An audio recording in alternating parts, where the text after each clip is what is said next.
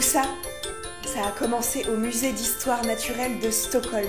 L'univers à un goût de framboise, c'est une forme courte de 30 minutes sous la forme d'une conférence un peu déjantée qui parle de paléoanthropologie et de cosmologie, donc de l'évolution humaine et la science du cosmos. Et l'origine de tout, ça remonte à bien plus loin, au début du cosmos.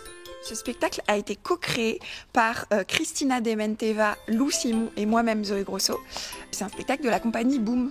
Elle s'appelle la compagnie Boom parce que j'aimais bien la sonorité de compagnie Boom et que je trouvais que c'était dynamique et que ça représentait bien notre travail.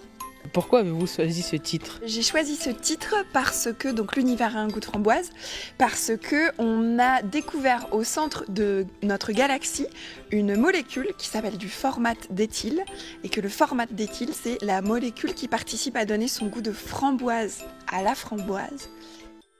Un trou noir, c'est un astre tellement dense que même la lumière peut plus s'en échapper. Et c'est pour ça qu'il est noir, t'as compris ? J'ai été à Charleville, à l'école des arts de la marionnette, j'y ai passé 3 ans et en fait là-bas j'ai commencé à me renseigner sur donc la paléoanthropologie et la cosmologie, donc l'évolution humaine et la science du cosmos, et c'est des disciplines que j'ai trouvées vraiment hyper poétiques et du coup et vachement plus accessibles que ce que je pensais qu'elles seraient, et du coup ça m'a donné envie d'en faire un spectacle. Voilà.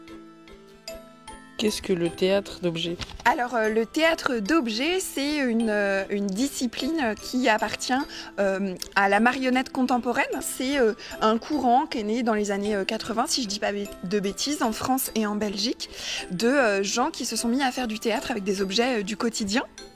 J'ai choisi un format de spectacle assez court et assez léger parce que c'est quelque chose que j'ai créé en sortant de formation. Du coup, je cherchais à créer un spectacle que je pouvais diffuser rapidement, un peu simplement.